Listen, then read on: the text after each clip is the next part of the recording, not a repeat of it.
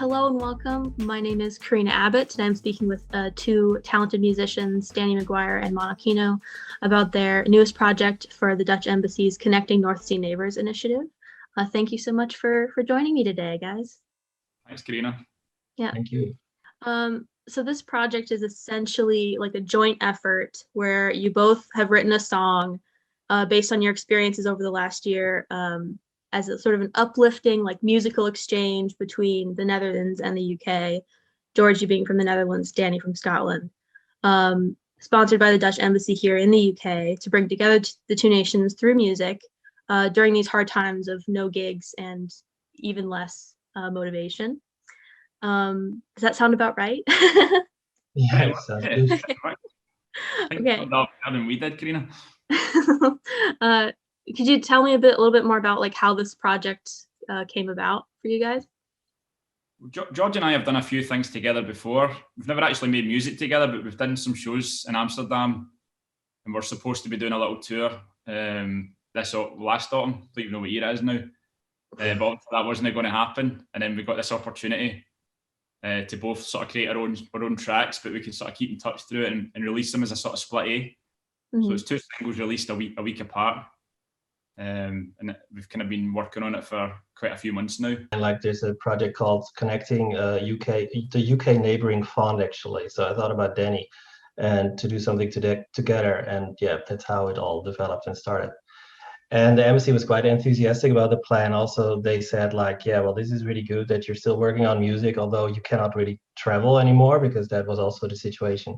Yeah, can I hear a bit more about each of your processes for making the songs and maybe where your inspiration came from? Mine was kind of wrote in a kind of weird time, and I tried to create a little world in the song. So I used a lot of kind of droney sounds, and I tried to have like this kind of stripped back pop song with lots of space in it, and it was meant to be a kind of healing place. That was my idea for this track. So I don't know if it's motivational, but it was more just a kind of relaxing vibe. Quite a lot of people that were close to me were all having a bit of a nightmare. And we're like checking in with each other, just like how's it going and that. And I think everybody was just having a bad time. So my song was kind of in response to that. And maybe one person in particular was in my mind when I was sort of putting it together.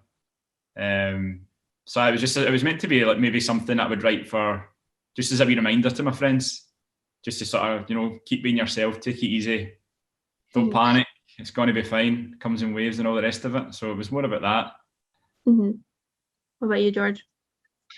Yeah, I started writing a ballad actually, and I thought it was too sad. Then later I switched to creating a song that was more uplifting and energetic. So in a way, it's quite, it's also a little bit of a song to let out some frustration and anger of the whole situation. So it has a lot of rock elements. Yeah, I was just like really stuck in this constant checking of social media and reading articles and finding information about how can we fix this crisis. So at one point I was just fed up with myself basically. So I stopped reading all that stuff, and I thought, okay, I have to create. I was too busy with the whole situation, so I thought, now I really have to stop. So I switched everything off, and then I started to work, and that worked out well. How would you describe the sound of each of your songs to people who have maybe not heard them yet? So like, how does it differ from the sort of music you usually make? For me, like I really love pop music. So I love loads of pop artists, and I was quite inspired by this Robin track called Ever Again. I don't know if you know that. It was on our last album. So obviously Robin is a lot cooler, better looking and a better singer than me, that's for sure. But she created this really interesting vibe, and I think she worked with the producer Joe from Metronomy. So this kind of like quite a kind of synthy sound. And I wanted to do like my own kind of strange version of that. Like I felt like quite a healing song, and I wanted to sort of bring that over. And I'm quite into I love like David Lynch films and stuff, and especially Twin Peaks, and he's got all these weird kind of sounds, and I wanted to channel that. So I brought that into the track as well. I guess it's a bit different for probably Oslo, because I just did it by myself. Mm-hmm. So I definitely missed and probably also Alex and I write together, and I really missed him at points, because this would be like, oh, I need Alex, where is he? Oh no, I'm stuck with myself, and I haven't finished this one up. So it was like kind of liberating to do it myself, because it kind of challenged me a little bit more. And I learned a lot doing it. So I reckon that sort of puts mine into perspective. I think it's a little bit different because the last single I made was like a ballad, and it was in Chinese, in Mandarin Chinese. So that's already a huge difference. So I'm singing in English now. Yeah, and it's also, yeah, like Danny is saying, it started like for me with a bass line, and it reminded me also a little bit of this typical Twin Peaks bass that you hear in the intro music of Twin Peaks, right? But later I changed it, and and because I had lots of time, I started to use a lot of software, Ableton and Cubase, and I made sort of like a remix version, and then it turned out to be like better than the first thing that I had. So yeah, it's different in sound, and it's more like it's pop, definitely pop rock song, but it's got like some heavy guitars going on, which I normally do not really do. No, it's not really a heavy song. Do you think it's heavy, Danny? I think there's elements of it that you kind of let loose on. I think there is elements like kind of rocky guitars at some points. It's not a death metal song or anything like that, but it's a bit No, more. no, definitely there's some heavy guitar solos in it, which I really enjoy doing, and I think I will do that more often. Yeah.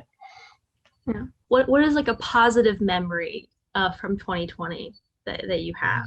For me personally, well, there's lots of time to discover new things, to read a lot of books, and think about like, do you actually need this job? Do you want to have this job when the crisis is over? Stuff like that. It was sort of positive when it comes to creating stuff, to do stuff, because yeah, you literally had to create and produce, because otherwise this whole situation would make me a little bit crazy. So yeah. Yeah. Danny, you've got a memory for 2020? Oh, it was a bastard of a year, eh? I don't know if I can find the positive, but I remember when I was mixing this track, I was back up in Scotland, like it was in between all these lockdowns, and I had like a bit of a deadline in my mind that I wanted to get the track finished by. And I've got a friend there, my mate Roger. We used to play in a band together when I was younger, and we haven't done any music together for years. And he said, come by and you can plug your computer into my speakers and stuff, and we can have a look at your mix. This guy mixes as loud as I have. It was like a club. He's got the track on. And I can't even. And he's like, I'll just have a wee play with it. And he's messing about with the drums. Then I was looking at him and I thought, surely he's going to go and turn that down, and he would double the volume. So I felt like I heard my track in some sort of rave environment, because Roger was a dance musician in the past. So that was kind of a fun part of this process last year. Nice. And what about musically? Was there a song or an album that really got you through 2020? For me, it was the Haim album. I think that record's so good. The Women in Music part. Is it part 3? I just wanted to say that I also I discovered it. Is that from 2020? Yeah. Yeah, it was quite some good songs. Yeah, but I also started listening to some very old stuff. I was like not bothered with discovering new stuff. I got really rediscovered Depeche Mode. I kept on playing like one particular album, like Songs of Faith and Devotion, I think it's called. So yeah, but there are some new bands that I discovered. I don't know. Did you guys like favorite bands? Yeah, I interviewed a lot of people last year. That's when I started my podcast. So there was a lot of people, Yeah. Indie bands like putting out music, and I'd have them on to talk about it. I think my favorite album was called Quotidian by Marlon's Dreaming. They put it out like beginning of 2020, but I didn't listen to it until like August. But it was really, that one stuck with me. That was a really, really good, like very chill, relaxing, but cathartic to listen to. So that's probably my favorite. Nice one. Oh, I discovered this band called I Dress. Do you know? No. Actually, the song that I'm releasing, it reminds me a little bit like this song that he just released, and there is another band called Widow's Peak. Widow's Peak? Okay. Yeah. I think I've heard of Widow's Peak, yeah. I kind of went the opposite direction this year or last year. Like I started collecting vinyls, so I was going back in time.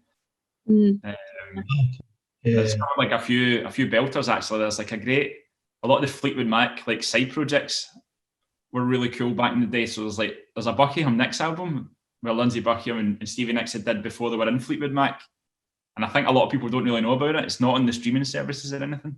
No, I think you get it on YouTube. That is a classic. So that was getting spun all year.